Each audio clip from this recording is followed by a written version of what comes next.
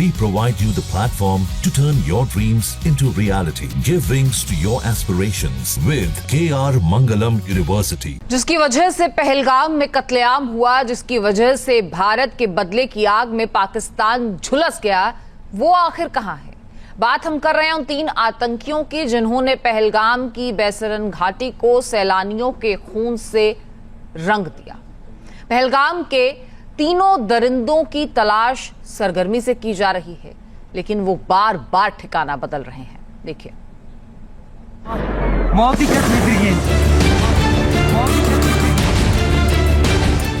जिन्होंने पहलगाम को दहलाया वो आखिर कहां छिपे हैं?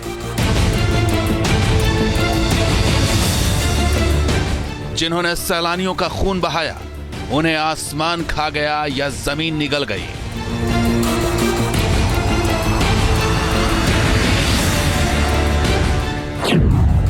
आखिर कहां छिपे हैं पहलगाम के 3 दरिंदे?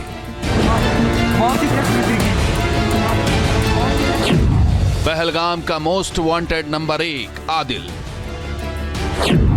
पहलगाम का मोस्ट वांटेड नंबर 2 मूसा, पहलगाम का मोस्ट वांटेड नंबर 3 अली। यही वो आतंक के 3 चेहरे हैं जिन्होंने पहलगाम में धर्म के नाम पर निहत्थे लोगों का खून बहाया, लेकिन इनका ना तो अब तक कोई सुराग मिला है, ना ही कोई ठिकाना। अब तक 113 गिरफ्तारियां हो चुकी हैं। इन तीनों की जानकारी देने वालों को 20 लाख रुपए का इनाम देने की घोषणा की गई है, लेकिन एनआईए और जम्मू कश्मीर पुलिस के हाथ अब भी खाली हैं। ऐसे में सवाल यही है कि आखिर पुलिस के हाथ इन दरिंदों तक क्यों नहीं पहुंच पा रहे हैं? क्या कोई इन आतंकियों को बचा रहा है? दरअसल जांच का दायरा आदिल, मूसा और अली के इर्द गिर्द ही घूम रहा है।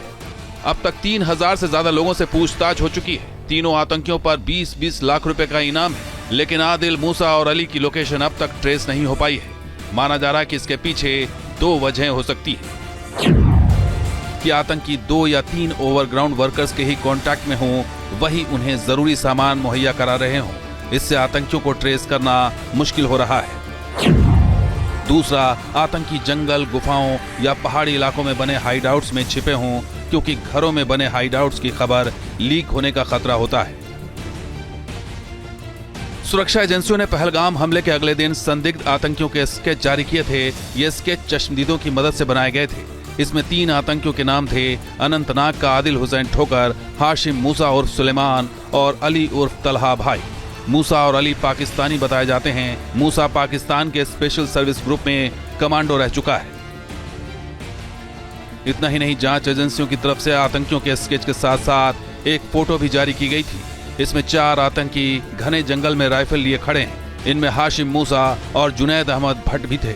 जुनैद को सिक्योरिटी फोर्स ने दिसंबर 2024 में दाची गांव के जंगलों में मार गिराया था। उसी के मोबाइल से ये फोटो मिला था।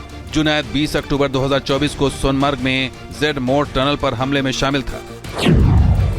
अब तक की जांच की बात करें तो एनआईए चीफ सदानंद दाते खुद इस केस की लगातार मॉनिटरिंग कर रहे हैं।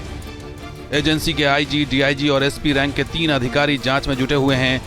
एनआईए की एक टीम अब भी पहलगाम और आसपास के एरिया में लगातार जांच कर रही है।